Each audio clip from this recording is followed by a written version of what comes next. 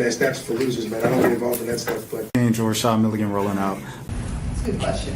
Brandon, we can't ask Rashad questions. Hey, Rashad. Yo, okay. I was muted for some reason. But anyways, welcome back to the channel. My name is Rashad Milligan, man. This is the road to 5K subs if you are new to the channel. The first thing I wanted to say, I kind of wanted to give like a little, I don't know, a PSA or something. It was something that frustrated me right before I went live tonight. And that's this entire thing with okay, all right. I'll try to give the brief Cliff Notes version. Ye is going on a rant for the past 3 days on Twitter nonstop to promote obviously the release of his latest album, Bully. In that rant, he started talking about Playboi Carti. And because Playboi Carti is getting all the attention, he's on track to sell over 300,000 copies of his latest album, I Am Music. And he headlined Rolling Loud. He is the biggest talk of everything that's going on right now is Playboi Carti. That is affecting Ye because I think Ye, in addition to having something to promote, me personally, this is no, thing that I have. I think he's having a crisis of facing. I think he's scared to grow old, and I think he is scared to not be the number one topic in hip hop anymore. Number one topic in Hollywood, number one hip hop in topic in the culture or whatever you have you. And so like he just keeps saying outlandish things, trying to top one above the other in order to stay relevant.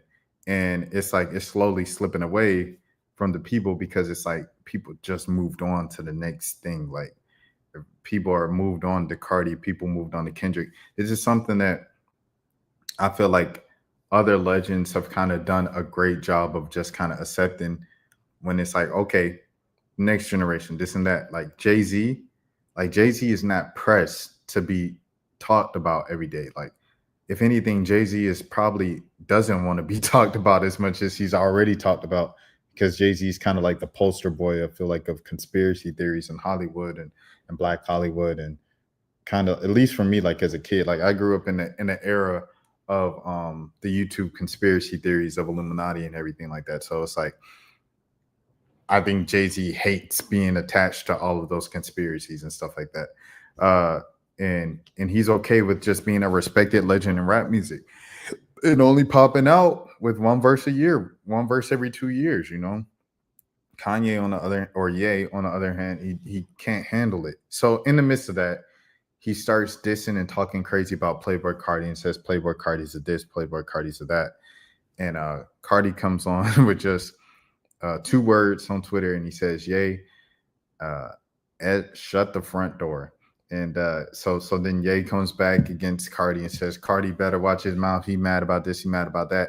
And then he makes a video and he says, the person that put you on, I put on so many people, I did this, I did that.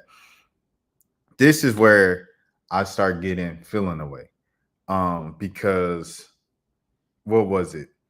Because after that, people say, you're not A$AP Rocky, you're not A$AP Rocky. And a lot of people were like, A$AP Rocky is the one who founded Playboi Carti. A$AP Rocky is the one who put on Playboi Carti. And to that, like I said, I had this book idea. I know I've shared it on a channel before. I haven't said like the specifics and stuff like that, but it was going to be really good. And I do want to say rest in peace to OG Mako. I never got to talk to him. I never had the opportunity to talk to him because he was going to be included in the project. I want to say rest in peace to Lotto Savage, who passed away today, tragically, in Decatur, in an apartment complex, things of that sort. Rest in peace, of course, DJ Unk. Rest in peace to Lil Zelly. Rest in peace to Rich Homie Quan. And yeah. So with that being said, a couple minutes ago before I got on here, I just tweeted out an old story that I did. And it's a very, very brief kind of just summary, surface level summary of what Awful Records and everything like that and the underground Atlanta scene in the mid-2010s mean to Hollywood and the music industry now in the 2020s. And it's such a passionate thing for me because for me, it's an obvious thing.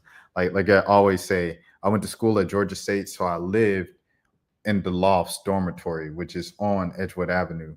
Edgewood was the epicenter of the Atlanta underground scene and culture and stuff like that. Kind of the weird alt hip hop and everything like that was on Edgewood Avenue. I wrote for A3C blog 2015, 2016. So it's like at the peak of it, I was there. You know what I'm saying? I wasn't outside as some other people and stuff like that. Like I focused a lot on studies and I was covering sports, obviously at the paper and the student newspaper at the time, but I was there just about, you know, more than a lot of other people that I'm really, really understanding now, because you have to think like if Cardi has a fan that's 17 years old, that fan was born in 2008. So in 2014, 2015, they're 6, 7 years old. When I'm in college, out here watching the rise of Cardi from SoundCloud and the hottest thing in the city, next to Yachty and stuff like that, and 21 Savage to what Playboy Cardi is now, and what Yachty and Savage are as well. So with that being said, I want to just go ahead and read this story over here, because it's a brief surface level of everything that I really want to get into. And I'm wearing the same hoodie in this interview. Shout out to Cootie Breeze, man, on that real Southern playalistic Southern music, you know what I'm saying? But yeah, that's my dog, Cootie Breeze, bro, for sure. I hope you're doing well. I texted him probably like maybe a month or two ago on some random stuff. And he was just like, love you, bro. And I was like, I appreciate that. He a real dude. Always wearing some Braves apparel, always repping the home team. Anyways, regardless, let's get into it. Real lyricist, if you want to listen to some real lyricism, if you miss that Southern flow and everything like that, Cootie Breeze. And shout out to Archibald Slim as well, another member of Awful. Anyways, how underground group Awful Records changed Hollywood and music. Iconic label celebrates 10th anniversary with upcoming show. Awful Records celebrates 10 years of music on June 15th at Terminal West in Atlanta. The label was founded by rapper and producer Father. Father attended Georgia State as a student before deciding he wanted to launch a group of collectives who he believed could make it far. In the summer of 2014, Father released a song called Look at Risk, which featured Key, I Love McConan. It was shot by Rich Plo Slim. Rest in peace to Rich Plo Slim. Key was a former member of the Atlanta collective 29. I believe he was a founder as well. McConan was a fellow underground artist at the time, months before releasing the track Tuesday. Look at Risk blew up, and so did Awful Records. The group featured a host of artists highlighted by Playboy Cardi and Abra. Shout out to Ethereal as well, who ended up making a beat, who made Beef alongside Playboy Cardi, which ended up getting remixed by Flo Milli and becoming a gold record. So all this stuff spawned out from Awful Records. Anyways, since then, Cardi has become a superstar in music. But Awful's success doesn't stop there. In the era of Awful Records blow up in the mid-2010s, Atlanta had a surge of underground rap artists that had the youth in the chokehold. Many of the artists worked with and performed shows together. Father went to Georgia State, the same school creatives like OG Macko and Mike Will Made It went to around the same time. OG Macko, he blew up in the fall of 2014 with the single You Guessed It, which features Key. Macko's label, OGG, signed Doja Cat in 2015. Key had a number of creatives, record music in their family's house on the east side of Atlanta in 2015, like 21 Savage and Post Malone. Fast forward to 2024, Malone performed at the Super Bowl, while Doja Cat and 21 Savage has also become music superstars who headline arena tours. Doja Cat headlined Coachella this year. Illustrator Zach Fox is also a part of Awful Records. Fox has since become a successful artist, comedian, DJ, and actor on ABC's Abbott Elementary. Fox is also currently working on an anime series with Donald Glover. Ahead of Awful Records' 10-year anniversary show, Awful member Cootie Breeze stopped by Rolling Out to reminisce on a special short period in the Atlanta Underground that launched the shapeshifters of the mainstream pop culture a decade later. What should people expect from the anniversary show? First of all, 10 years is crazy. I'm grateful to be a part of the show, the brand, and the movement for 10 years. Even before that, because we were all friends before Awful Records. I don't know what you should expect from the show. It's going to be unpredictable, but it's going to go up. Awful Records, 10 years. I look at it about being about everybody else that was around that time too. They're also going to be able to be there to celebrate with us because they were also there on the come up. Anything anybody was doing, whether it was fashion, videos, photography, we all saw each other come up around the same time. Shouts out to Gunnar Stahl, who came up around that same time. Shout out to Pink Flamingo, a big Gwinnett legend over there and stuff like that. And now we have Pootie P. So I brought up Pootie. Shout out Pootie. Shout out Todd Chart. But Pootie was kind of like the leader of all that. And he was one of the first YouTubers that I met around that time, which was like 2014 at Rory's event. Rory like connected a lot of this stuff as well in the underground. That's why like every time I see Rory, I tell him like, bro, you literally like, I know, you know, your movement and your talent and everything like that. But like what you connected, dude, is something that literally means so much. And you know what I'm saying? And it's crazy that like a lot of the culture left you behind or whatever, or you might feel like that.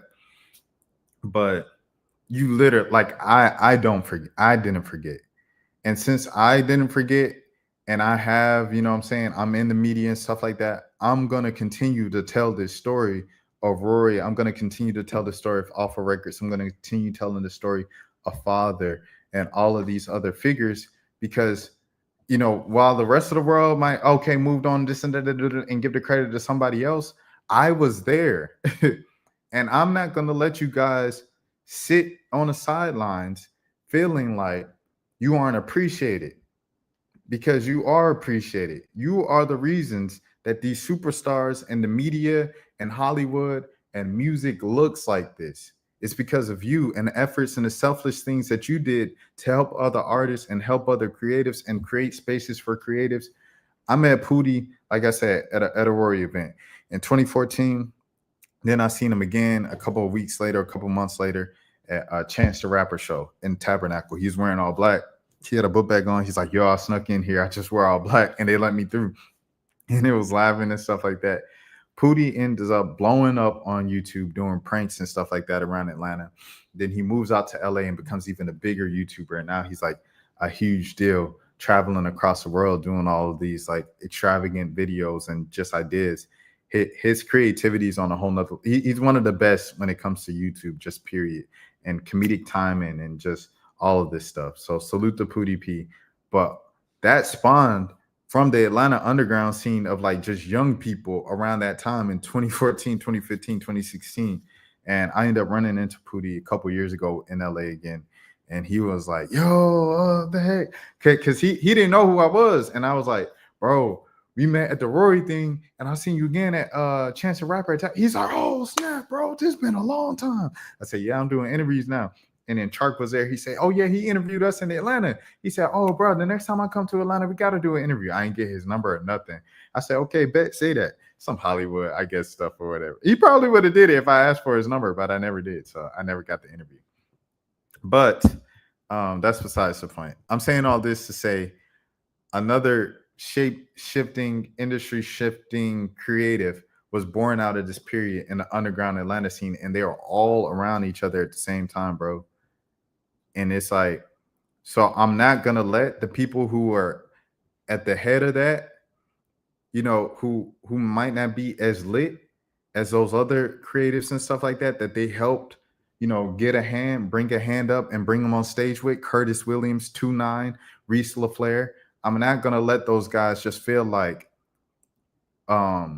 everybody forgot about me, because I can't, you know what I'm saying? That's just not right for me, bro. Like, I have to tell these stories. If I'm the only person in media telling these stories, let it be.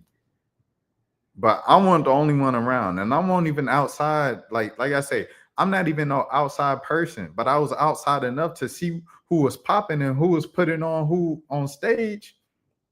You know what I'm saying? So it's like, we not doing this revisionist history.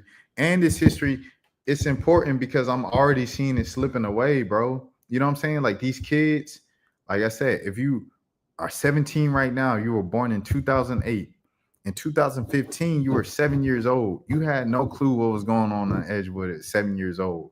You had no clue. If you was listening to SoundCloud at the time, you was listening to like Water by Ugly God, XXXTentacion's biggest hit, Lil Uzi's biggest hit. Like, you're listening, like Lil Boat One Night. Like, you're not listening like deep into the crevices of what all was going on, and you weren't on the scene. You weren't at Edgewood and this and that, unless you was Lil PJ, Bankroll PJ. You know what I'm saying? So it's like it's important that we keep these stories alive because I already see it slipping away, and it's only 2025. So we have to make sure that we get this stuff on wax. We have to make sure that we document this stuff. I'm a hood historian. He's got to keep doing what he's doing. You know what I'm saying? I have to continue to do what I'm doing by interviewing these people and making sure they stay in front of the light, they stay in front of the camera. So we let the people know who these folks are that set up the place to get to where we at right now. But anyways, I brought up Pootie, and Cootie said everything that was underground at that time, 10 years later, a lot of those people are really big right now. So then I posted beef. I said, is Playboy Cardi going to show up? He said, I don't know. Everyone should expect a lot of surprises, even if it's not going to be Playboy Cardi. As much as I'm ready to see everybody perform, I'm really ready to just cut up and laugh at everybody because those Negroes are really hilarious. I hope Keith Charles comes back. Some other artists might pull up, younger artists who are popping right now. You might be brought to the stage. You just don't know. Another person who's around them a lot right now, Tony Snow, he's around them a lot and stuff like that. Spook, I believe Spook did a show with them and stuff like that. Like, I'm sorry, I'm getting a scrambled brain. But Father, he's still like, at the last time I was living in Atlanta full time, he was still doing like shows around the city and will bring like an up and coming person in Atlanta with them to perform with them and stuff like that. So have to show some respect to Father and Awful Records to prevent this erasure of their impact and their relevance and their importance in the world and the culture, all of those things, man. So I just had to say that. Okay, cool. So now that we said that, man, nice transition, right? Audi, Beamer, Benz with the Iowa State won in the first four tonight. I was like, oh man, that was one half of it. I was like, oh, we off to a good start. In the NCAA tournament 2025. We off to a good start. Audi Crooks on one. See, because Princeton, they were up by about 10 points in like the third quarter, the fourth quarter. But Iowa State came back real quick. You know what I'm saying? Closed the gap at the end of the third quarter. I think they took like a 3-point lead at the end of the third quarter. As you see, they won the third quarter 27-9. And then fourth quarter, they just closed the deal, man. Closed the hatchet and everything like that. You see Audi Crooks, 27 points, 3 rebounds and assists. Addie Brown, she got the post-game interview in 40 minutes, 22 points, 8 assists, 7 rebounds. And Iowa State moves on to the next round. I believe they face Michigan. I picked them to beat Michigan headed into it. So, you know, like I said, I'm feeling good. I'm like, okay, yeah, you know, same first four, we doing what it do. Ooh. Man. And then Southern won. And congratulations to Southern and Black Excellence and the SWAC. But goodness gracious, I said, yeah, Southern, they won the SWAC regular season and SWAC tournament championships this year. And salute to them for that. But if you look at their actual team, they play more as a unit as opposed to like having one superstar. And when it comes to the NCAA tournament, postseason play, when it comes to upsets or whatever you might say, the underdog winning, a lot of it comes down to you having a superstar player. So for that, I'm picking against Southern. And boy, did they prove me wrong. Them jokers went up by 20 in the first half. San Diego made their run and things of that sort in the second half and in the third quarter. But Southern really ran down the clock. I felt like they did a good job of running down the clock and still scoring. You know, so not playing too conservative and not playing scared, but playing a little more conservative in the fourth quarter and brought back that dub. So congratulations to Southern. I believe this is the first win in women's basketball history by the SWAC. If I'm wrong off that, I apologize, but I think I'm right with that because 2023, the MEAC won with Howard winning their first 4 game. But yeah, I was just looking at the history and history was kind of stacked against them. So I went there, but boy, was that a goofy thing to do, man. Shout out to Southern. And let me look up this box score before we move on to All-Americans and things of that sort, right? And salute to the fiance couple, the wife that goes to Southern and is on the Southern basketball team, and the husband that is on Alabama State team. Both of them jokers won their first 4 games. Both of them won the SWAC tournaments, and just a beautiful story, man. Loving basketball for real. Anaya, she led the team tonight with 17.7 rebounds, 3 assists. You see T, the big center there, 12 and 6, and Sanaya Reed, excuse me, coming off the bench with 24 points. See, here's the thing. So I knew Sanaya and Anaya. I knew both of them were pretty like kind of important to the team and stuff like that. But it's like they both average like 14 points a game, 12 points a game. So I'm like, okay, no one's averaging 19, no one's averaging 20. It's kind of like a team effort. So I should be safe. Boy, look, if them jokers won regular season and the tournament, they might just be a good team. And sometimes good teams and chemistry beats all. And so salute the Southern, man. And let me pull up these All-Americans now. Moving on. Let me see. All right. I'll go on the AP's page. Excuse me, all right, cool. Here we go from the AP. This year's All-American teams. First team, Juju Watkins, Paige Beckers, Lauren Betts, Hannah Hidalgo, and Madison Booker. Okay. And then asterisk is anonymous selection. So Juju, unanimous. Paige Beckers and Lauren Betts, all unanimous. Okay. Hannah Hidalgo and Madison Booker, people were split on. I like this team. A lot of people be talking spicy about Maddie Booker just because she doesn't average many points. Watch the games, bro. Watch the games and see most nights if she not the best player on the floor. That's all I got to say. Like, some things is bigger than the numbers, bro. And Maddie Booker being an SEC Player of the Year, a first-team All-American. Look at my babies, man. This one of my babies, bro. I'm proud. I'm proud of Maddie. You know what I'm saying? Yeah, y'all know, my kids that I covered in high school when they was just little this. Like, she didn't even know that Louisville was Louisville. She was saying Louisville's recruiting me. Yes, sir. And now look at Maddie, bro. She's always been special, always been a special player. Coach's child, always had a handle at like her height. Always been the smoothest scorer. Always been a good defender because of her height and her length. Just athletic. I really, really rock with Madison Booker, and I'm proud of her. First team All-American, man. Hidalgo, you guys know the story. Just a dog this year. Balled out. The return of Olivia Miles. How would she perform coming off of a sensational freshman season? But now you got Olivia Miles in there. Are they going to kind of clash? How's that fit going to be? The fit has been amazing. It's been seamless. And both of them have gotten really their chances to shine. Olivia Miles is still going to be taken high in the draft. And Hannah Hidalgo still had a Naismith Basketball Player of the Year conversation worthy year. So salute to Hannah Hidalgo. Second team, Anissa Morrow. Congratulations to Nice, a great college career. It's kind of confusing because you want to say it flew under the radar, but I'm going to just say, yeah, it flew under the radar. Like, not many people were talking about her when she was at DePaul. And when she came to LSU, she was kind of in the shadows of Angel Reese. And now it's almost like in the shadows in a weird way of Flage, even though, like, she's talked about now a little more, Anissa Morrow, but it's still not, I feel like, as loud as it should be for the type of career she's had and the type of consistency she's brought to the court each and every single year of her career, her college career. I don't know if it's talked about enough. She's like one of, two players all time in Division I high major history on the women's basketball side to have at least 100 career double doubles.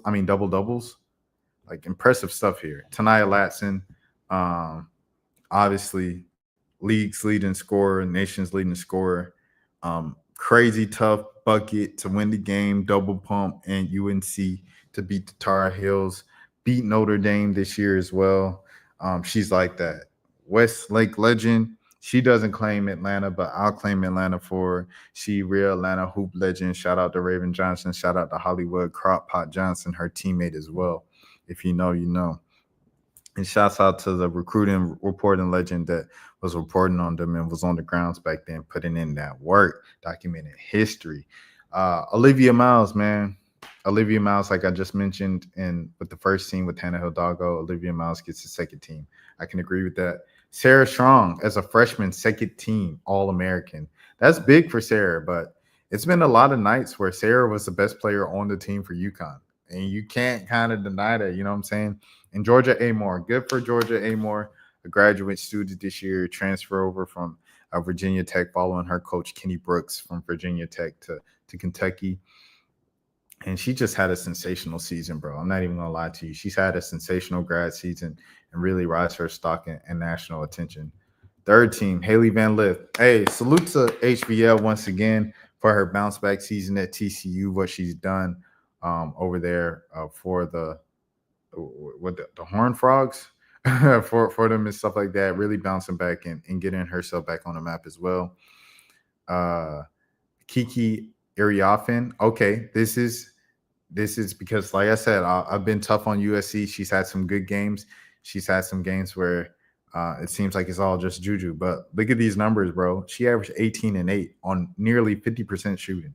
That's crazy. I didn't even know that. I didn't even know her season averages were so good. But shout out to Kiki and salute for making the third team All-American. Michaela Blakes, the freshman for Vanderbilt. You know, she had those 40-point games and stuff like that. I believe she scored 50, didn't she? I know I was saying that like last night with King, but I didn't know. Hold on, let me see. She scored 50, right? Let me see, 50. Yeah, she scored 2. Yeah, she scored 2 50-point games. I thought so. Ridiculous. Yeah. So salute to Michaela Blakes. The future is fight for Vandy, and I hope she stays at Vandy in the age of the transfer portal. Please stay at Vandy and turn Vandy up. Make them a lit program again. Flajay Johnson, one of my babies. Flajay, she took another step, man. She had to take a step with Angel Reese out. She had to kind of, you know, it was kind of like Kim Mulkey told her preseason, hey, you know, you're going to be the scorer. That's going to be your role this year. And Flajay was like, hey, she went back to that high school Flajay for real. Smooth scorer. It's a bucket. It feels like she can get a bucket anytime she wants, to be honest. Anytime down the court, like she could really get to her spots and just get a bucket every single trip. So I hope you're healed up, and I hope there is a competitive or just at least a good to watch quality basketball NCAA tournament run from LSU and from Flajay Johnson. Audie Crooks. Audie, Beamer, Benz with the roof up, still on the school bunch, 3 brand. Come on, man. Audie Crooks did the thing once again, had like 27 tonight. We just talked about it at the beginning of the show. She had 23, 7.6 rebounds on 60% shooting from the field. Are you serious, Audie Crooks? She hard. She tough. Them sophomores, boy, I tell you, them sophomores, we had Hannah Hidalgo, we had Madison Booker, and we had Audie Crooks, some sophomores. Hey, look out for that class right there. And then we had a freshman. No, we had 2 freshmen, Sarah Strong and Michaela Blakes. So who gets freshman of the year? I guess it's Sarah Strong if she was second team and Michaela was third team. But yeah. Reagan Beers got an honorable mention. Sonia Citron, okay. Katie, I'm not really familiar with Katie's game. Joyce Edwards had some good games, but like, what? Well, I guess they're probably just looking for anybody from South Carolina because they was like, oh, I should have a South Carolina person on here. All right. Yvonne from Gonzaga. I'm not familiar with her. Malaysia, Lay. Okay, I get it. Rory Harmon, I get it.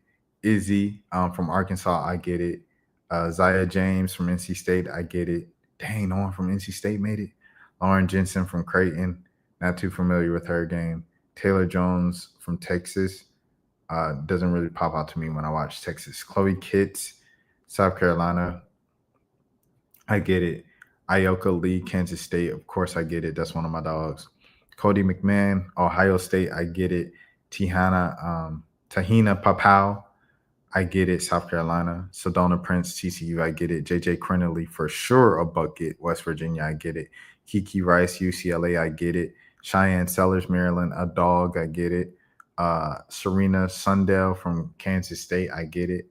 Michaela Timpson, Florida State, I get it. That's a Tania's sidekick. She also steps up. Harmony Turner for sure had a case to become an All-American this year. I'm not even gonna lie to you. And Michaela Williams, I get it as well. So yeah, salute and congrats to all of this year's All-Americans. And yeah. The next thing next, we got Jackie Robinson. So the whole Jackie Robinson joint, Jackie Robinson, he was pretty much, he had a page on like an American government website, like a federal website, and it was just detailing his, history with the military. And I'm like, dang, I'm not even gonna lie, I didn't know about that page or that history kind of lesson or whatever that was up there on the kind of USA government until today when it was taken down. Until people was like, "Are you serious? This is racist BS." And people like Jeff Passan, Hall of Fame writer over there at ESPN and stuff like that, MLB writer, called it out. So it's just like, I don't know, man. They end up putting it back up, but yeah, I wanna read this whole thing. All right. Should I get some water first? Yeah, I'll get some water. All right. Hold on. I'll be back. Yeah.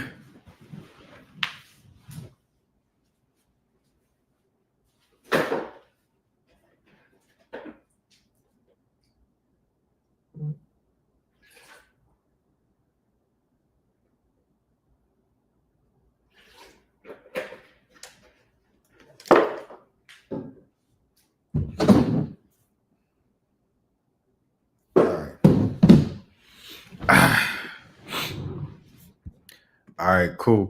Let's do it. So this goes back to my Trump when he gave his when it was kind of like, what was it? It was like not the State of the Union, but I always want to call it the State of the Union, but his presidential address a couple weeks ago. I brought it up because he said, we're gonna get rid of woke, we're gonna get woke out of the education. I was like, what does that mean? Like, what does that mean? Get woke out of the education? And I think this is it. You saw people fighting for critical race theory, just teaching. It already wasn't enough Black history being taught in the schools. And so they were just kind of petitioning and kind of campaigning on the fact they wanted to take more out than already was in there, which was very little. I get to college and I take African American studies and I'm like, man, I ain't learned any of this in high school. And you might say, well, that's college. No, a lot of college courses, you learn most of the stuff in high school. It's really just high school, like more in depth was a lot of college. But African American studies just blew. And what I'm saying, I was in AP classes, I was in IB classes, you know what I'm saying, or at least pre-diploma classes for international baccalaureate IB, advanced classes and stuff like that. Like, and the stuff that I learned in college compared to that with African Americans, Black people, and stuff like that, blew it out the water. It's not even comparison because they didn't teach us like anything. Like, we spent a whole large chunk of a semester in AP US History A push on slavery and the slave trade and everything like that's what we spent most of it on. And then it's like you speed up, you learn a little bit about MLK. Boom, racism over. You know what I'm saying? It's like it'll be February. We'll learn about Madam C.J. Walker as a fun fact for a one-liner.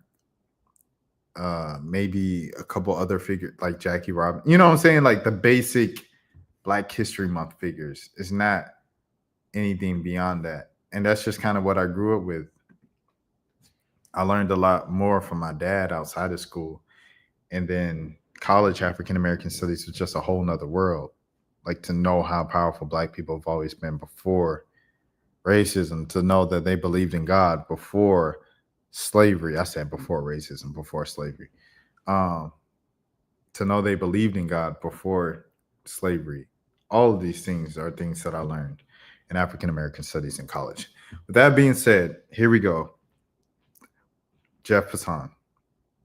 When asked about the reason for the removal of the story on a Department of Defense website on Jackie Robinson's military service, Pentagon Press Secretary John Oliot sent the following statement to ESPN. The story remains deleted. As Secretary Hegseth has said, DEI is dead. What? At the Defense Department. Discrimination, what? Equity ideology is a form of woke, what?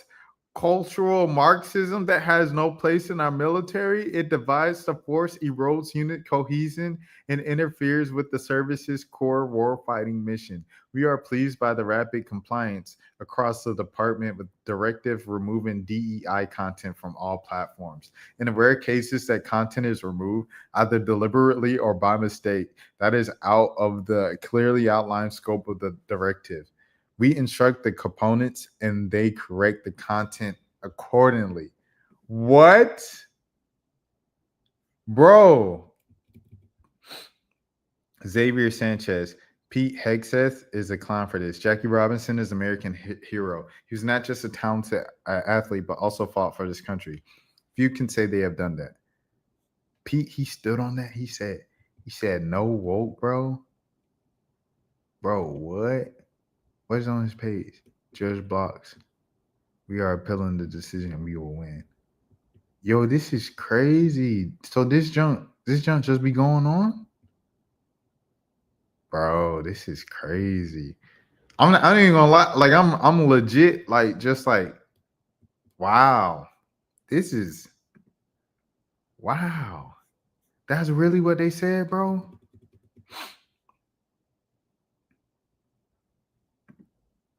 Huh? An updated statement from the Pentagon Press Secretary Johnny on the removal of the star. It remains deleted. Everyone at the Defense Department loves Jackie Robinson. What is this? What's going on right now? Oh my goodness.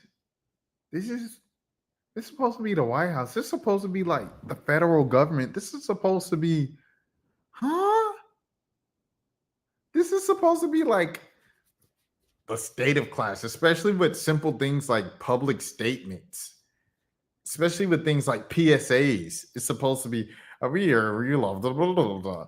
We work on an inclusive environment, loving to all. What? As well as the Navajo Code Talkers, the Tuskegee Airmen, the Marines at the two Iwo Jima, and many others. We salute them for their strong and in many cases heroic services to our country, full stop. We do not view or highlight them through the prism of immutable characteristics such as race, ethnicity, or sex. It exists. Like, what is this whole thing on downplaying what exists? The Notre Dame football coach, he was like, how do you feel to be black in the national championship game? Like the first black coach that can win the national championship. And he's like, it don't matter if you white, yellow, blue, purple. Anytime somebody say that, they one of them ones. If you know, you know. You know what I'm saying? But anyways, regardless, beyond that, bro, what, bro? Like, why y'all acting like it don't exist? Like, I feel like that only makes it worse when you act like it don't exist. Racism don't exist, y'all. Hey, y'all, did you know? Race ain't race. Huh? What do you, like they say, what do you do at a stoplight? If you can't see color, what would you do at a stoplight, bro? Acting like racism doesn't exist ain't gonna solve the problem of racism. And saying that racism exists isn't me playing victim. Because I already see the comments right now. Y'all been blowing up my notifications with these. Every couple months, I get just a slew of just a bunch of comments that's coming after me for whatever I said, just saying like racism exists and I'm black, y'all. I'll be like, hey, y'all, I'm black.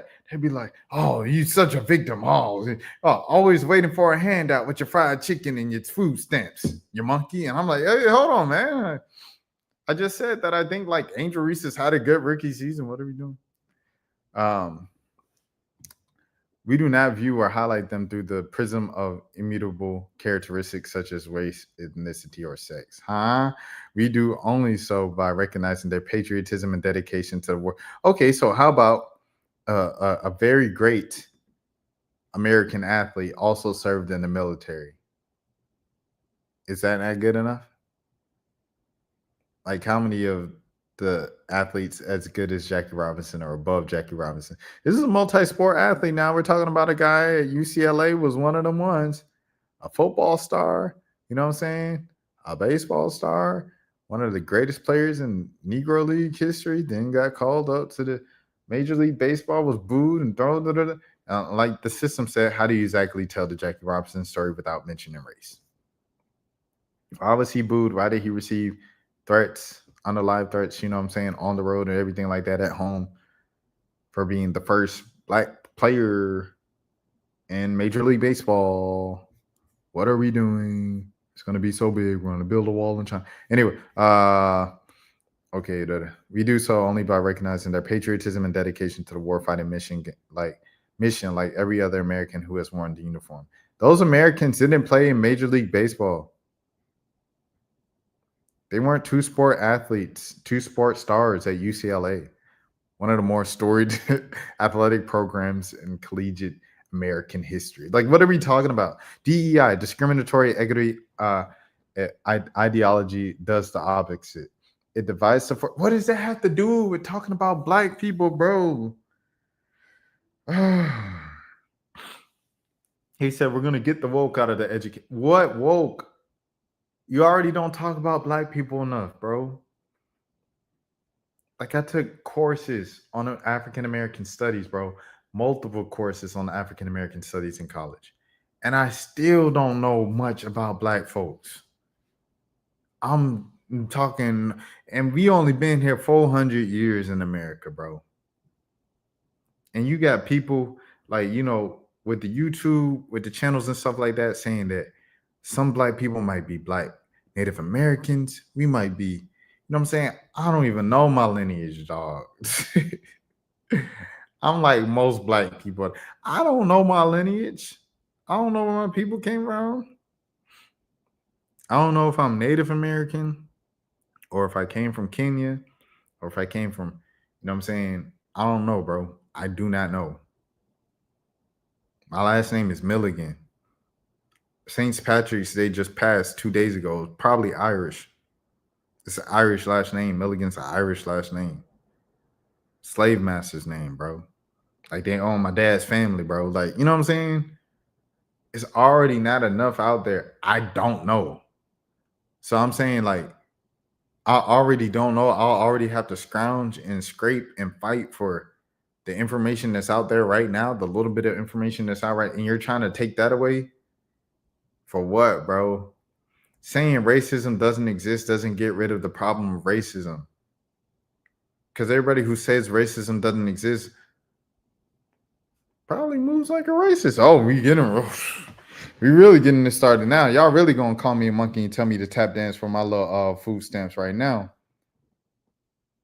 But let's continue reading. We are pleased by the rapid compliance across the department with the directive removing DEI content from all platforms. In rare cases, that content is removed either deliberately or by mistake. How can you remove something from a kind of? It's some jobs you just can't afford to make a mistake, bro. Like being a heart surgeon, being a pilot, working for the federal government, and working on a website, bro. Like a government, like, you know what I'm saying? If you've been in school, right, in the internet era, when I was growing up, the teachers always said, don't go to Wikipedia because anybody can add to Wikipedia. Anybody could change it at any moment. Wikipedia is not a reliable source. They say, okay, where you go? Go to .gov, go to .org. Those websites are always going to have the right stuff, and they're going to be respected, and they're going to be verified and validated and this and that. You can't say that no more. The .gov might accidentally get deleted. AKA, people on Twitter got mad at us and we felt the heat and we had to put it back up before y'all called us racist again. You already exposed yourself, bro. But I'm glad you put it back up. That is out of the clearly outlined scope of the directive, excuse me. We instruct the components and they correct the content so it recognizes our heroes for their dedicated service alongside their fellow Americans, period. And they put the period. Shout out to City Girls, man. Y'all really like led a legacy, bro. Since the story of the Department of Defense website on Jackie Robinson has been deleted, here are the details of his service in the United States military. In 1942, Robinson was drafted and reported to Fort Riley, Kansas. By early 1943, he was commissioned by the second lieutenant before joining the 761st Tank Battalion. And I'm sorry, this is a word I see all the time with like the 680, everything, you know, all of those things. I always see these numbers. That name, word, excuse me, is like also known as the Black Panthers. There we go, the Black Panthers. Before joining, Jackie Robinson was a Black Panther. Hold on. See, now I'm about to do a whole nother history lesson. I gotta see this. I didn't know Jackie Robinson was one of the Black Panthers. Okay, hold on. Let me see. Jackie Robinson, Black Panthers. I didn't know he was a Black Panther, bro. Oh, it's up here. All right, I'm about to share it. Hold on. Let me see it. We're sharing this tab.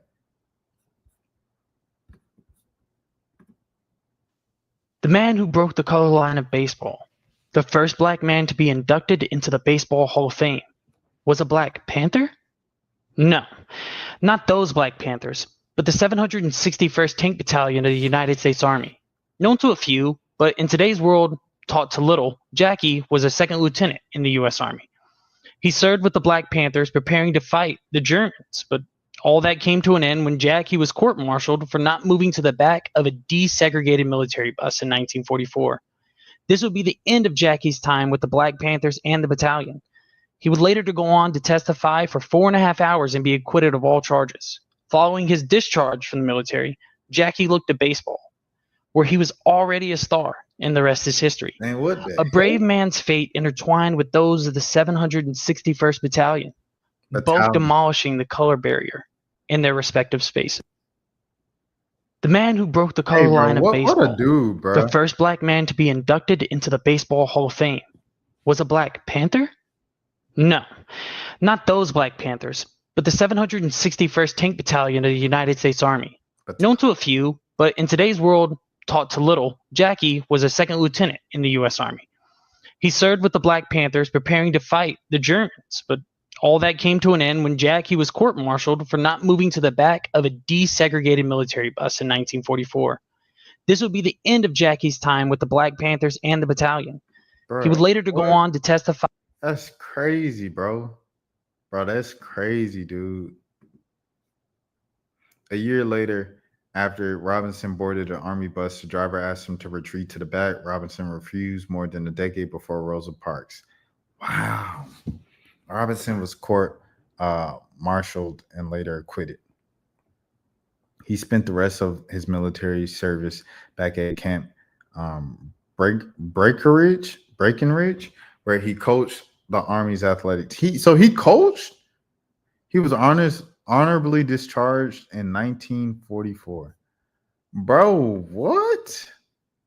I knew none of this about Jackie Robinson, bro. And they tried to wipe that off the.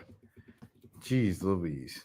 The Department of a Defense story on Jackie Robinson has been restored to its original URL. No longer redirects to one with the letters DEI in it. This is crazy, bro. Did Trump tweet about this? Trump say anything about this? UCLA, track and field. He's also on the football team, right?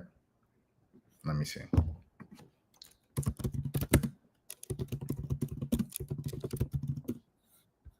He was. There he is right here. So four sports. He played 4 sports at UCLA. He played basketball at UCLA? I didn't know he played basketball at UCLA. See, bro, what? Like, you know what I'm saying? Like, it's stuff like this is just crazy, bro. Like, This man played 4 sports at UCLA, entered the military, was a part of the military for 2 years, was moving up the ranks.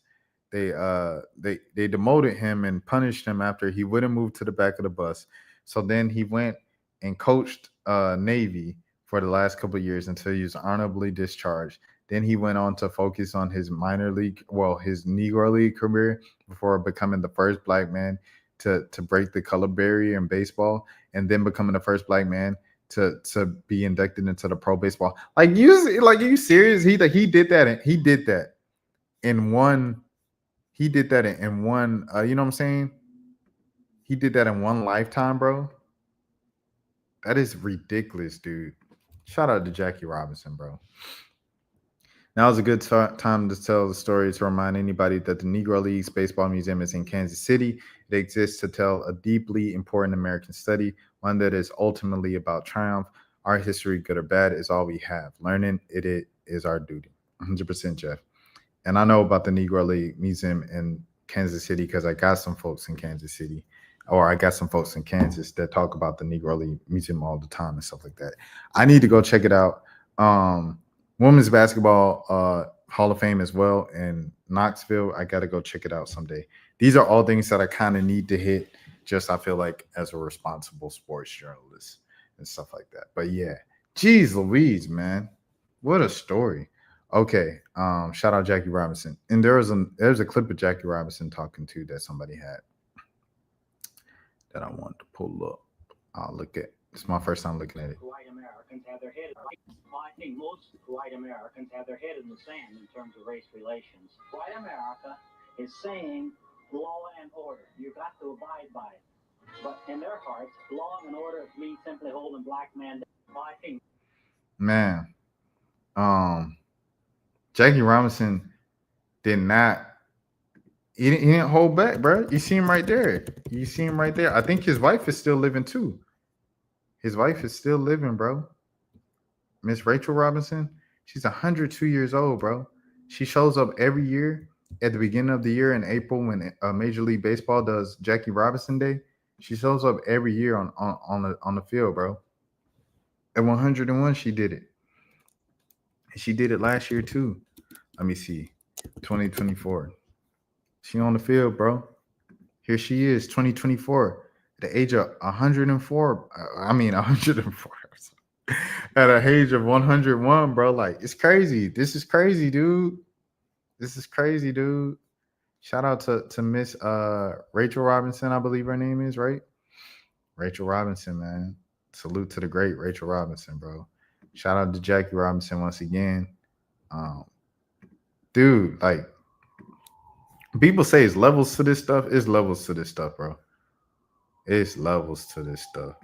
Oh, I don't even think the audio was shared on that one, but hey, we're gonna go with it. Let me see where I want to go now. Because they say my audio isn't sharing. Okay. Because I want to share stuff. Where should I go? All right, we're gonna go with this story next. Grieving family members suspect foul play in the unaliving the end of twins Nazir and Quadir Lewis, who were found unalive on Bell Mountain. Officials say preliminary findings point to a top or a 1-2, but the family says that's just not possible.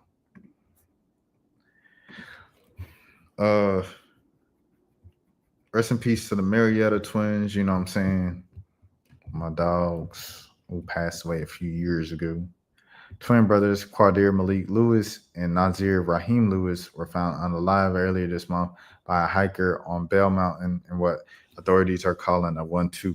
The brothers, 19, of Lawrenceville, were discovered on March 8th at the top of Bell Mountain. Excuse me. The preliminary investigation suggests it could have been a 1-2. The GBI's medical examiner have completed autopsies on the twins, but the official reading and results are pending additional forensic tests.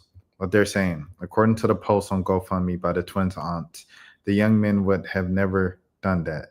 The family is demanding further investigation. Family members of Fox 5 that told Fox 5 that the Lawrenceville twins were scheduled to fly to Boston on March 7th to visit friends, but never made their flight out of Atlanta. Their airline tickets were still in their wallets when they were discovered the next day on the mountain by a hiker. Loved ones say the teens had never visited the area where they were found, 2.5 hours away from Atlanta, and they insist there's no way that this was a 1-2. So what happened? Well, obviously we don't know. That's the point of the story, huh? But like, is there something? Is there like was somebody with them when they got dropped off at the airport? Did they get dropped off at the airport? Huh? It's just crazy to me, bro. Our prayers up to the family. Rest in peace to these twins. Shout out to Lawrenceville, man. Shout out to Gwinnett County, the north side. And yeah, man. Jeez Louise, it's just terrible. Terrible, terrible news. Okay. Oh, Kara already deleted the tweets. Caribou was going off on her situation again. It's still going. It's deleted now. The deleted stuff you said you used to be able to pull it up. Let's delete it now. But Kara was just saying, if you guys knew about the situation I'm in a legal situation. Because we're kind of in a legal battle with the label. I want to be able to release music again, but one day all of this will, kind of come to light, and I will be able to rise out of this and just release music again. Because she was on 20v1, and people were like, "Oh, you on a 20v1 because you fell off. You can't make music, this and that." And she was just like, "That's not what's going on." So, hey. Best of luck to Caribou. Prayers up to Caribou, everything like that. She's just trying to do her job, bro. At the end of the day, all folks are trying to do is just do their job for real, for real. I want to speak about this situation a little bit, this NoJumper situation. I don't know much about it. So this is going to be just one of those things. I just don't know much about it. Let me see.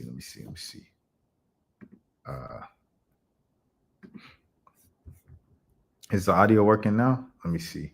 I guess it's only one way to find out, huh? Elaborate, and we're gonna If it ain't, respond to you that. can't- if Yeah. you No, can't no, talk no. about the Because case, that's at that. the end of the day, it's like this, right? Because when On here, talking the same time they came and picked your ass up, right? They came and got Big Useless, right?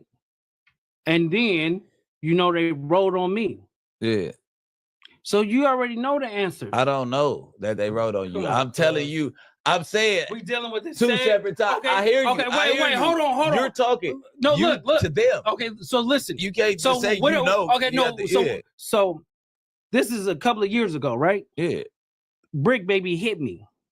Well, like I know 5, what's up. 6 I No, know what's hold up. on. Okay. No, you on want the clip? plate. So On the pretty plate. much, they're talking about when they got caught before and taken into custody before, and they're trying to break down how that happened. So that's what this clip is about. Then these guys get caught, or I don't know, something like that, right? So they were talking pretty much. So this happened, and this is in the suite. I ain't read none of this stuff, but I've just seen it, and every time I saw something, I just collected it and put it in my notes so I could pull it up on stream. But a part of it was apparently Adrian Broner. He took $1.5 million out of NBA players from a fixed dice games, and Big U wanted Adrian Broner to get jumped for not checking in with them. What? It also says Big U was charging $100,000 just for protection and NBA players checking in. What? CW1 told authorities about the judge's large buy-in dice game in LA in June 2019. The game involved professional boxer identified as AB, AB's associate, and several prominent NBA players. According to CW1, AB and his associates fixed the game, cheating the NBA players out of millions of dollars using teased dice. After the game, Russo wrote, Henley directed associates to rough up AB, who had not checked in with Henley, and to get the money back from him on behalf of the cheated NBA players. Multiple members of the Rolling 60s allegedly arrived and were used to press AB. What? According, this is some like this. What? They're doing some like gangster stuff and all that with some NBA play. According to the complaint, CW1 knew of other times in which NBA players or celebrities would need to get approval in advance from Henley to ensure their safety at events such as parties, games, or advertising shoots. CW1 said the celebrities would have to pay Henley for protection and approval or face retaliation from the Big U enterprise. What? And a monitor, this is crazy. This is going on in the NBA. And a monitor, allegedly, in a monitor meeting between Henley and someone identified only as victim one, Henley recounted that he got into it with AB after AB cheated a current NBA All-Star out of $1.5 million and a former NBA All-Star out of $5 million. Henley also talked about charging the players $100,000 to get their money back. Oh my goodness, this is dirty work. Nasty, nasty work right here. Nasty work right here. It's crazy. I keep clicking on the wrong tabs. Let me see if I pull up some more stuff. This academics talking, academics, big business, biz again. Here's another one. Whoa, says Draymond Green and Shaquille O'Neal were persuaded to give Big U hundreds of thousands of dollars to his charity. Henley also allegedly defrauded companies, donors, athletes, and celebrities, including professional basketball players Draymond Green and former MVP Shaquille O'Neal, persuading them to donate to his charities and later allegedly transferring the money back into his own personal bank accounts. Authorities have also accused Henley of fraudulently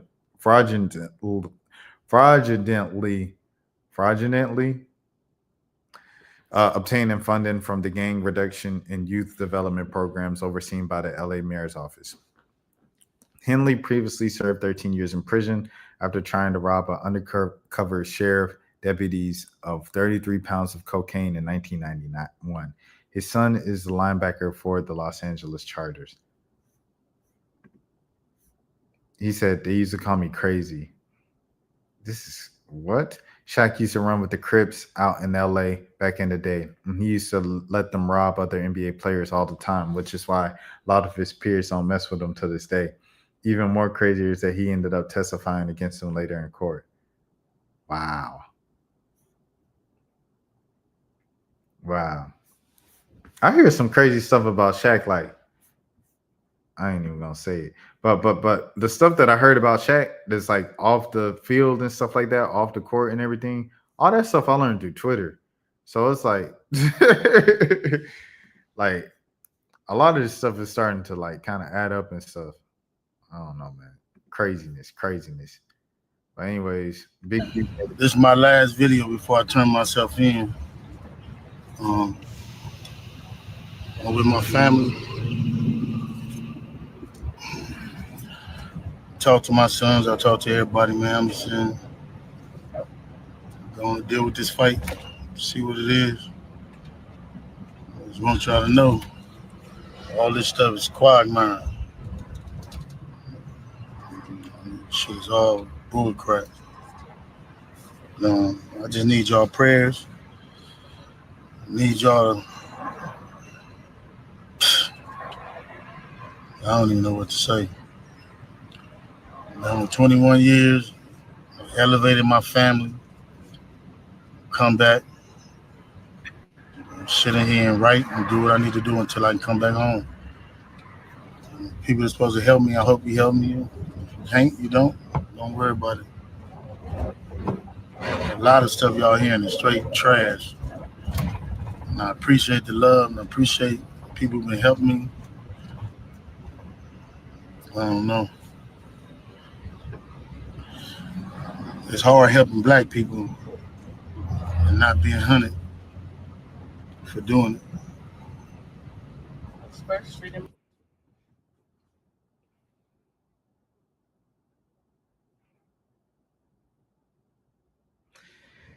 If you did half of the stuff you're being accused of, please do not say anything about some black folks, bro. Please don't.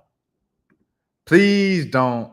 If you did half of the stuff they're accusing you of doing, please don't say nothing about no half folks. Innocent until proven guilty.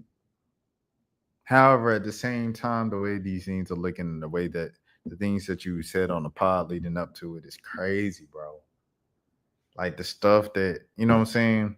You want to bring up black people in the community. Where was all this black people in the community when you was tearing down the community, allegedly? If you did half of the stuff that you being accused of right now. Where was all that black people looking out for each other, black people tear each other down? Where was all that back then, bro? See, the thing about, I say this, I feel like the streets is a weird thing. Like, I'm not a part of the streets. I always have to say that before I say anything. I'm not from the streets. I'm not part of the streets, anything like that. I am a square. I'm square. I was in marching band. I'm from the suburbs, bro. But the thing that I've always thought was interesting about it was like the duality of it, because it's like dudes are ultimately doing to better their situations and to better their people that they love around them situations, get some money. And a lot of times they do stuff like school giveaways, book bag giveaways, turkey drives, all of these things to get back. And they really just want to make away from themselves and the ones they love. But in doing that and acquiring those funds, a lot of people get hurt. And it just holds us back, bro. It holds us back a lot. So it's like people understand the cons, but they look at the pros of like, I can get some money. And it's like, shoot, we're going to get some money. You know what I'm saying? So I don't know. I don't even know where I was going there, because I guess I just gave the point of the reason why they do it. But yeah. Might be to, I don't know if it's to the right or the left. Reach out to anybody who can help me, y'all. You hear me? Help my own family. Appreciate y'all. Go. I'm looking at this video as I come in to turn myself in, and I'm disheartened by the fact that they trying to say that I stole something from Developing Option, or I used Developing Option as a front. Developing Option paid my bills. They paid my house note. They paid the bills for my family, the money I made as an employee for Developing Option. I never mixed that with nothing. I didn't manipulate nobody. I didn't steal nothing. We did PPP loans. We did 2 loans. And that's it, just like everybody else did. I didn't use no fraud. I didn't give none of fake names. And one of them we was paying back and one they forgave. You know what I mean? And the other one we attempted for and they didn't give us nothing for it. I filed my taxes and them coming around telling me I was using Developing Option as a cover. Cover for what? None of that's going to be true. None of that's going to be true. The government putting this big ass picture and they want to arrest 21 dudes. Some dudes I don't even talk to. I don't even know nothing about. So how the hell you going to lump me in with all them? But it's all the big picture, though. It's all the big picture. Now I'm going to be sitting in here. It's going to be years out of my life. Then you going to get dudes who I don't even talk to. What they going to say? You ruining people's lives. I heard this up with 21 people that's been arrested. This shit wrong. It is what it is. Church, just pray for me. Pray for me. Pray for my family. And you look at what we did. You look at what I did. I've been home 21 years. It ain't over, though. That's what it's not. Blessings. I'm looking at all these charges on the news. I'm headed back to LA.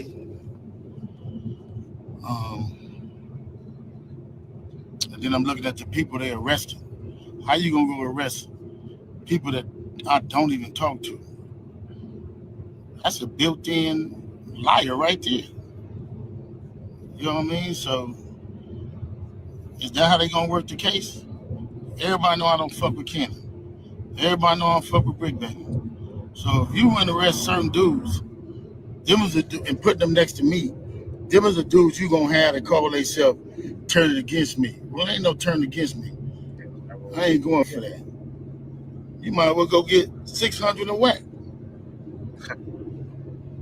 These dudes been saying I did shit all year. So what they doing is they go on the internet and these dudes say that I did shit on the internet. Then when you say I did on the internet, they go investigate it. Now you raiding my houses, raiding my shops, raiding all this stuff. And talking about I'm committing crimes and covering up with Developing Option. What crimes am I committing to cover up with Developing Option? You know what I'm saying? I ain't committed no crimes and covered nothing up with Developing Option. Shit crazy. But this how they get you. They get one or two people to say something. Ain't gonna be no real evidence. Ain't gonna be no real nothing. It's gonna be a repeated thug. It's gonna be a bunch of people in jail for a bunch of different crimes that don't have nothing to do with me. They finna lump all of us up and say it's all around the 60s. Watch and see. We just seen it with Thug. I'm finna experience the same thing out here. I knew it was coming. Now they on there saying all this stuff to assassinate my character.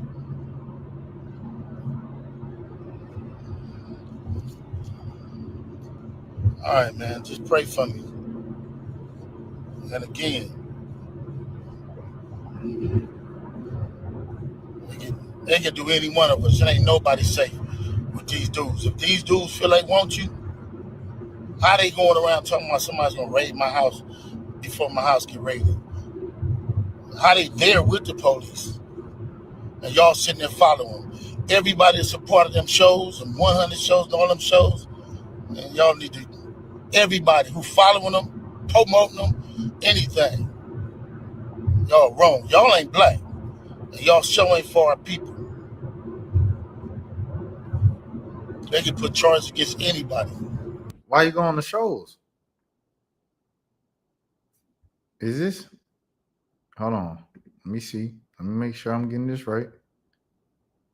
No, that ain't Buddy right there. But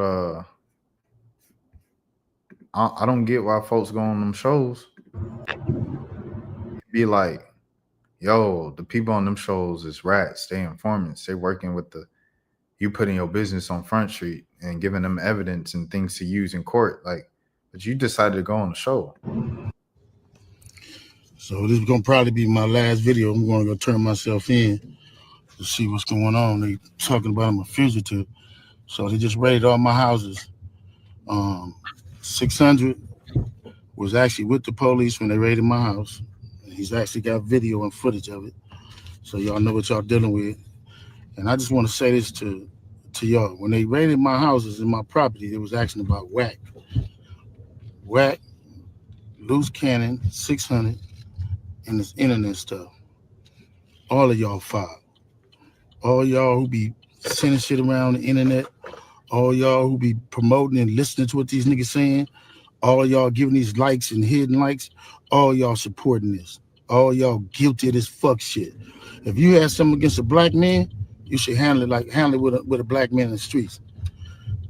Wack said 100 times he was gonna take my contracts. He working with the FBI. The FBI went to the city 3 days in a row and told the city they didn't want nobody to give me no more money. They went to all the different celebrities and told all the different celebrities, don't give me no money, don't help me, don't do nothing for me. They going around scaring and intimidating everybody. But y'all sending it around.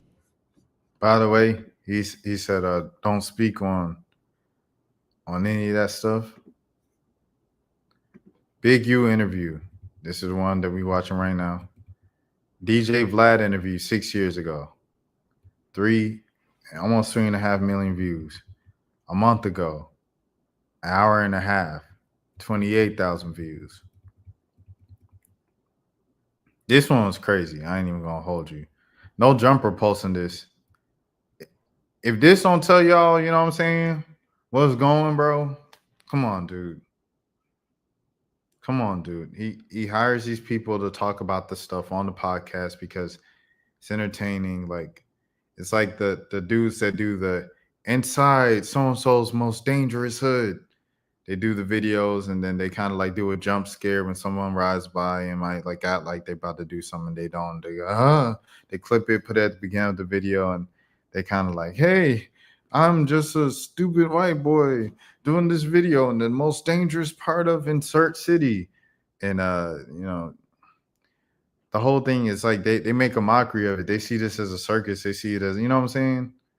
And it's like, they do that, you guys get locked up as a result of what you said or whatever, entertaining the clownery, stuff like that. You go over the top and tell stories, because the more crazy stories that you tell, the more money, you know, the platform makes, and the more they bring you back, and the more money you make from coming on the platform.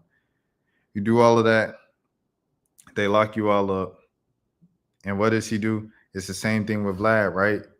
Vlad asks you about all these drugs that you're taking and what was your lowest moment when you were on this drug. He clips it up and he throws it up as its own separate video away from the hour-long interview you did. And what happens the second that some unfortunate news comes out about your drug usage and it's over and it's tragic and stuff like that? He re-uploads the same video. So-and-so talks about their lowest moment and when they knew their drug addiction was real. Like, that's what's going on, bro. And it's been going on for the last Adam 22, NoJumper been popping since I was like a kid. Like, you know what I'm saying? Like, I brought it up talking about Edgewood, the Edgewood days. NoJumper was jumping back then. No pun intended is just the first word that came to mind. But 2015, NoJumper was doing this stuff. You know what I'm saying? He been doing this for at least a decade, popping online on YouTube and stuff like that, kind of exploiting these situations, using black people for the sake of entertainment. And, you know, when they get locked up, where are they? Nowhere to be found, bro. But you know where you can find them? Still on social media, reposting them old clips of you talking about said thing that you locked up for. You know what I'm saying? This is crazy, bro. It's a mockery. It's a slap in our faces. It's insulting our intelligence as well.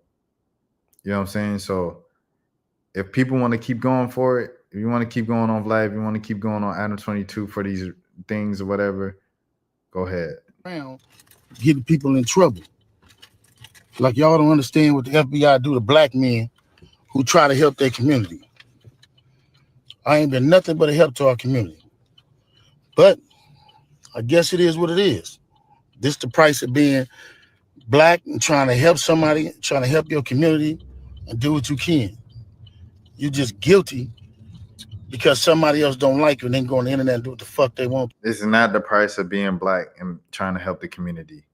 Come on, Big U. I understand you trying to fight a case and everything like that, but you have to be realistic. Like, if your name is literally just affiliated, you know what I'm saying? It's affiliated, it's next to something. Like, when people think of Big U, they think of, you know what I'm saying, West Coast and, you know, things of that sort, right? So it's like, come on now. Let's be realistic, but I get it. You fighting the case. It is what it is. You got to say what you got to say because if you're facing another 20 years, you just did 13 years and you free for 21 years, you ain't going to want to go back. So I get it. I get it. Say what you want to say. Yeah, y'all trying to tear the black man down. Pull the card. We pulling the black card tonight, man. Y'all going to promote it. I ain't about to do another 20 years. I feel you, my brother. It's crazy. But I'm going to go turn myself in, though. Because I ain't did nothing. This fact is, man, they done went to my house, kicked my houses in, bust my doors down, bust my windows. They calling my son at his football practice, threatening him. You know what I mean? These dudes tagging him. What kind of shit is this? But y'all gonna be rolling with these dudes. And I got this last thing to say. Wax said he was gonna destroy developing option, right? So who gonna replace developing option? Which one of you fuck niggas in the 60s gonna call yourself coming in? Because whoever try to come in, y'all the ones that's working with WAC. Believe that. So remove me to get me out the way for somebody else to come in who gonna cooperate. That's what the play is. That's what the whole play is. I'm out. I'm gonna send y'all videos to put up all of them until they lock me up. All right, well, there it is. Big U himself speaking. And let me go to Academics said a couple things, or he said one thing at least. He said 30 to 40% of the incidents in this RICO indictment against the Rolling 60s can be traced back to podcasts or online back and forths. Threats, plots, incidents seem to be directly related to online beef and podcasting, which heightened tension. So there it is. It's the same thing, very similar to the YSL RICO case where they used a lot of Instagram posts. They used a lot of just kind of timing things with police reports and Instagram posts. You know, with who was it? Trap Lord Ross, when he did his whole thing, his 5.5 hour documentary on King Von, he just used King Von's Twitter like the entire documentary for the entire 5.5 hours to break down the time of the police report and the time that Vaughn tweeted stuff. And it's the same thing, like I said, once again with YSL. YSL, they post things on Instagram. They posted things on YSL allegedly that they used, screenshot it, and threw in the indictment. And then they also used a lot of the lyrics from alleged YSL member, kind of old songs and things of that sort. And part of the deals for guys like Doug to get out, as you guys saw, you can't be rapping about anything violent or anything that might even allude to some gang violence, or you are going back in there, buddy, for another 15 years. So that's what the case is. And man, just sad to see once again another case of this stuff in the age of the internet, of making street culture an entire genre of entertainment just flipping because you're saying things that we shouldn't know about. Like, it's like, what's a good, okay, I'll go here. Like soliciting of people, human services, right? In ways that might be of adult nature, or going to clubs of an adult nature. Those things used to be taboo. Like, it's like if you didn't go there or if you didn't participate in those things, you will have no idea of the life of those things. Nowadays, you just go on the internet and just look up a documentary. Like, there's a whole documentary about that stuff on YouTube, and hour-and-a-half long interviews with the people in those lifestyles, asking them about A, B, X, Y, and Z. Like, there's no more veil of mystery, or like, it's all out there on the internet now. And, you know, it's kind of for the sake of entertainment and just filling people's curiosity. But the cost of that is, like, you guys are discussing illegal things to millions of people online. And yeah, if a video's got 3 million views, if your interview's got 3 million views, one of them's probably via cop, bro. Breaking news.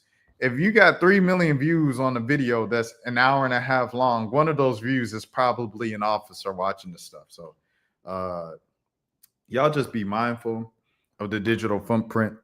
The money is not worth it to appear on these platforms to discuss illegal activity.